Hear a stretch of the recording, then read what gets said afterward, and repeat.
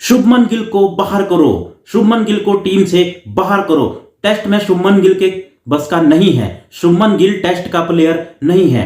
ऐसी बातें अब क्यों उठ रही हैं? ऐसी बातें इसलिए उठ रही हैं क्योंकि शुभमन गिल का जो पिछले कुछ मैचों में, टेस्ट मैचेस में खासतौर पर जो रिकॉर्ड रहा है, वो तो यही शो कर रहा है कि शुभमन गिल टेस्ट के प्लेयर नहीं है। ऐसे हम क्यों कह रहे हैं? क्योंकि अगर आप शुभमन गिल की पिछली कुछ पारियां देखोगे तो शुभमन गिल का रिकॉर्ड बहुत ही ज्यादा खराब है।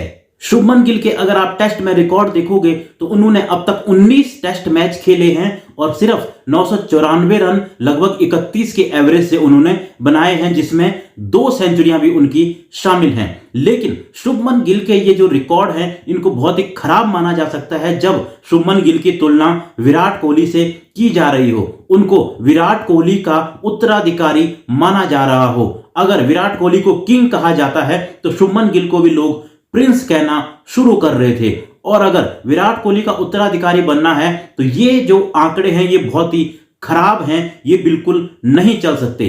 और खास तौर पर पिछले 3-4 जो टेस्ट के मैचेस हैं उनमें तो बहुत ही खराब उनकी जो है परफॉर्मेंस रही है। और अभी साउथ अफ्रीका में पहले टेस्ट मैच में भी आपने देखा ही है कि शुभमन गिल कैसे खेल रहे थे। ऐसा लग ही नहीं रहा था कि वो जैसे टेस्ट मैच में खेलने आए हैं, ऐसे लग रहा था कि वो अपने T20 या वनडे के जो फॉर्मेट है उससे बाहर निकल ही नहीं पा रहे हैं। ऐसे में 4 कारण हैं जिसकी वजह से शुभमन गिल को बाहर करना चाहिए। सबसे पहला कारण है टेस्ट मैचेस में उनकी तकनीक, क्योंकि टेस्ट में जो है रन बनाने के लिए एक अलग तरह से खेलना पड़ता है।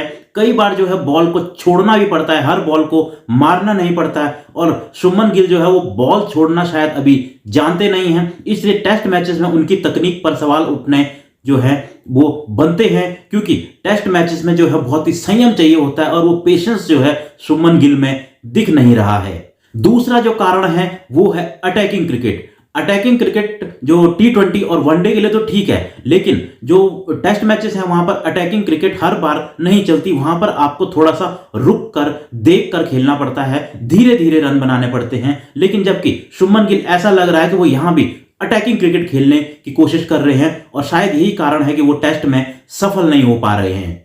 तीसरा कारण है बहुत ही दूर से शॉट खेलना और बाहर जाती हुई गेंदों को छेड़ना। शुभमन गिल जो है बहुत ही लेट और दूर से जो है वो शॉट खेलते हैं, और टेस्ट मैचेस में ये नहीं चल सकता। T20 और वनडे में ये चल जाता है, और इसीलिए टेस्ट में इनके जो आंकड़े हैं वो भी बहुत खराब हैं। और चौथा कारण भी यही है कि इनके आंकड़े जो है टेस्ट में बहुत खराब हैं, क्योंकि इनकी जो टेक्निक है और जो इनके खेलने का तरीका है वो T20 और वनडे में तो उससे ये खूब रन बनाते हैं, लेकिन टेस्ट में वो चलता नहीं है। और इनको जो अभी तक मौके मिले हैं उसमें इनके जो आंकड़े हैं वो बहुत ही खराब हैं, और इसीलिए अब लोग कह रहे हैं कि शुभमन गिल को टीम से बाहर करो। हालांकि मुझे लगता है कि जो अगला मैच है साउथ अफ्रीका के साथ उसमें शायद शुभमन गिल को मौका तो जरूर मिलेगा, क्योंकि एक मौका तो मिलना चाहिए। लेकिन अगर वो वहां भी फेल हो जाते हैं तो फिर उनके लिए टफ हो जाएगा, क्योंकि अभिमन्यु ईश्वरन जैसे खिलाड़ी जो है वो बाहर बैठे हुए हैं, वेट कर रहे हैं। और इसलिए शुभमन गिल को अब देखना पड़ेगा कि जो परफॉर्मेंस है उनकी टेस्ट मैच में उसको सुधारना पड़ेगा, नहीं तो टीम से उनकी छुट्टी होना